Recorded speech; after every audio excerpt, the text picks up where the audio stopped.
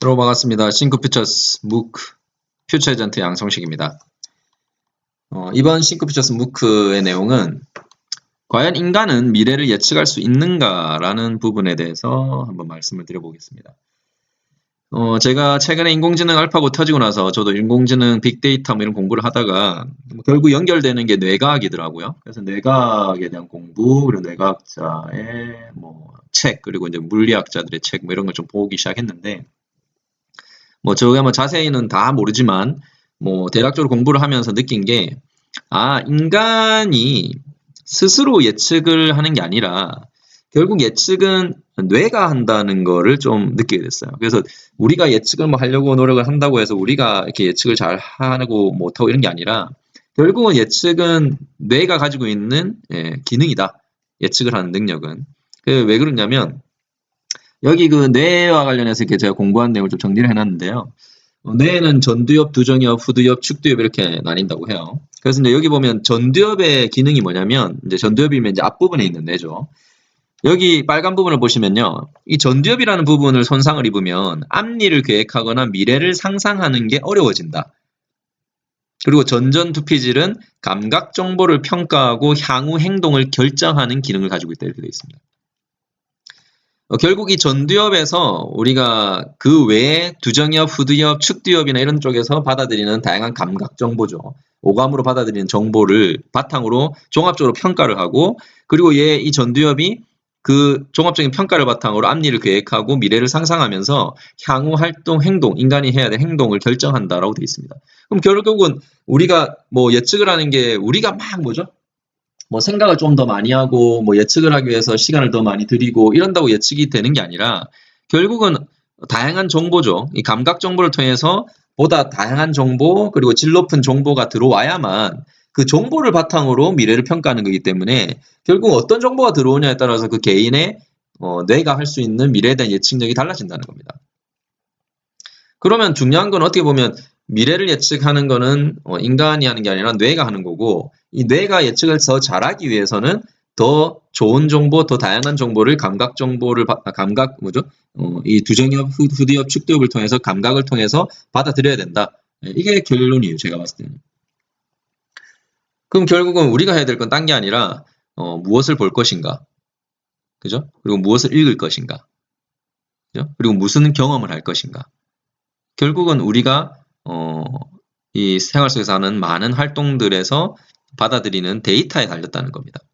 그 데이터가 어떻게 들어오느냐, 어떤 데이터가 들어오느냐에 따라서 그 개인이 생각하는 미래에 대한 생각은 다 다르다는 거죠.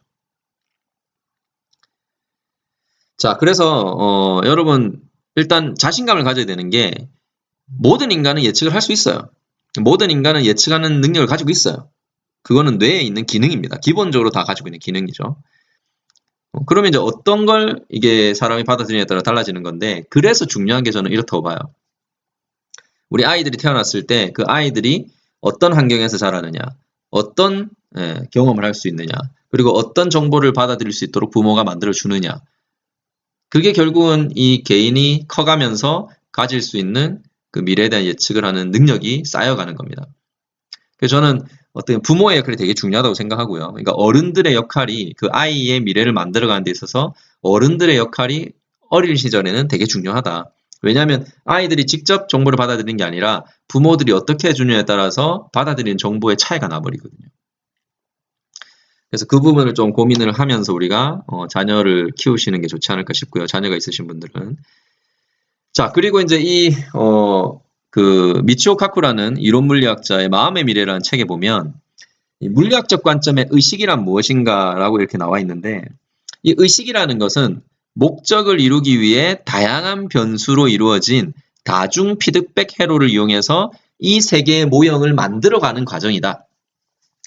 결국 이 인간의 의식이라는 거, 그러니까 결국 인간의 의식은 이 세상을 어떻게 보느냐의 문제죠. 그러니까 이 세상을 어떻게 보느냐에 따라서 개인의 어떤 생각이나 개인의 위치 이런 게 다 달라지니까요. 그래서 이 의식이라는 거는 결국 우리가 다양한 변수, 그죠? 다양한 변수라는 거는 그게 뭐죠? 온도가 될 수도 있고 시간이 될 수도 있고 공간이 될 수도 있고 타인과의 관계, 경험, 그러니까 결국 인간이 받아들이는 그 많은 것들, 이것들이 어떤 게 들어오냐에 따라서 결국 뭐죠? 이 세계의 모형, 개인이 보는 세계의 모형이 달라지는 거죠. 그러면 이 세 개의 모형을 어떻게 바라보냐, 어떻게 받아들이냐에 따라서 결국 뭐죠? 인간이 뭐죠? 가지고 있는 그 의식에 따라서 뭐죠? 결정을 하고 미래를 예측하고 하는 게 다 달라진다는 거죠. 그래서 이 물리학적 관점의 의식이라는 부분도 결국은 개인이 어떤 경험, 어떤 데이터, 어떤 정보를 받아들이냐에 따라서 그게 달라질 수밖에 없는 거죠. 의식이 달라질 수밖에 없는 거죠. 그래서 이 시공간 의식 이론에 보면 인간의 의식은 여러 개의 피드백 회로를 조정해서 과거를 평가하고 미래를 예측한다는 점에서 다른 동물의 의식과 확연하게 구분된다. 결국 과거에서부터 현재까지의 흐름을 이해하기 위한 다양한 공부, 그죠? 그 다음에 경험, 그리고 데이터, 이런 게 어떤 게 들어오냐에 따라서 미래를 예측하는 게 달라지는 거죠. 그래서 인간의 의식은 결국 그 피드백 회로죠. 인간이 받아들일 수 있는 다양한 그 오감을 통해서 어떤 정보를 받아들이냐에 따라서 미래를 예측하는 게 달라질 수밖에 없다라는 게 이제 이 책에서도 하는 내용의 핵심이 아닌가 싶고요. 인간의 의식은 이 세상의 모형을 만들 수 있을 뿐만 아니라 과거에서 미래로 시간이 흐름에 따라 그 모형이 어떻게 변해가는지도 예측할 수 있다. 이것이 가능하려면 수많은 피드백 회로를 조정하고 값을 매길 수 있어야 한다라는 겁니다. 결국 우리가 끊임없이 계속 다양한 피드백 회로를 통해서 새로운 데이터, 변화에 대한 데이터를 받아들여야 되고 그걸 통해서 그죠? 앞으로 어떻게 미래가 바뀌어갈지에 대해서 계속 고민하고 생각하고 이걸 할 수 있다는 거죠. 그리고 왜 우리가 그러면 최근에 빅데이터나 인공지능을 이용해서 미래를 예측하려고 하느냐, 그리고 지금 현재 세상을 분석하려고 하느냐, 이 인간이 가지고 있는 피드백 회로만으로 모든 걸 볼 수 없는 세상이 돼버렸어요. 왜냐하면 인간은 오프라인에서 살아가는 거죠. 그리고 지금은 가상현실, 온라인, 다양한 뭐죠? 이 디지털 세상에서의 데이터, 그리고 거기서 남겨지는 글들, 이미지들, 동영상들 너무나 많습니다. 근데 그거를 인간이 전부 다 뭐죠? 볼 수가 없다는 거죠. 그러면 그거를 대신해서 우리가 누군가가 피드백 회로를 통해서 분석하고 그걸 바탕으로 새로운 의식을 만들어가고 이거를 해주면 좋은데 그걸 해줄 수 있는 게 바로 인간을 도와줄 수 있는 바로 기계라는 거죠. 빅데이터, 인공지능. 그래서 지금은 바로 인간의 어떤 이 피드백 회로와 기계가 가지고 있는 피드백 회로를 이용해서 서로 같이 뭐죠? 공생할 수밖에 없는 이 두 개가 같이 잘 맞아야만 같이 이루어져 종합되어져야만 실질적으로 이 세상에 대한 의식 제대로 된 세계의 모형을 만들어갈 수 있다는 겁니다. 그래서 왜 이게 중요한지를 이제 알 수 있는 거죠. 빅데이터나 인공지능의 중요성. 그래서 여러분 인간의 한계를 느껴야 되고요. 이 인간의 한계를 보완해 줄 수 있는 게 바로 앞으로는 기술이다라고 이렇게 보시면 될 것 같습니다. 자, 그리고 최근에 우리가 이제 고령화 사회가 되면서 그러면 이 고령화에 대한 미래도 예측을 하는 게 개인마다 다 틀리거든요. 여러분 제가 강의 때 맨날 물어보는 게 여러분은 과연 몇 살까지 살 거라고 생각하십니까? 라고 이렇게 물어봅니다. 개인의 어떤 자기가 생각하는 미래에 대한 얘기죠. 근데 사람들마다 전부 다 생각하는 게 틀려요. 100살을 생각하는 사람도 있고 90을 생각하는 사람도 있고 결국 다 미래에 대한 예측인데요. 내가 100살도 살 수 있겠다는 예측, 90까지만 난 살 거란 예측, 여러 가지 예측이 나오는데 왜 그러면 사람들마다 미래에 대한 고령화에 대한 예측이 다 다르냐, 본인에 대한 수명에 대한 예측이 다르냐, 그거는 결국 그 사람들이 어떤 피드백 회로를 통해서 어떤 정보와 어떤 데이터를 받아들이냐에 따라 달라지는 겁니다.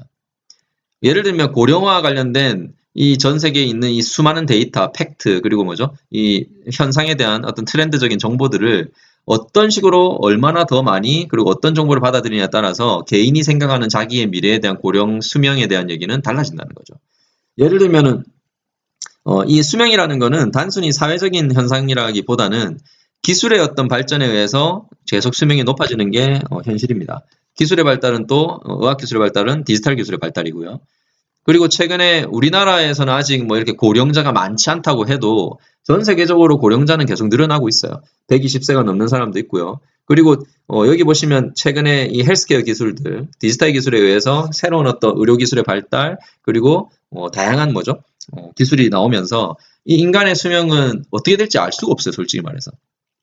그런데 이런 기술에 대한 흐름, 기술에 대한 정보를 받아들이지 않으면 이 수명이 100살이 될 수도 있다, 120이 될 수도 있다는 얘기는 이해가 안 가는 거죠.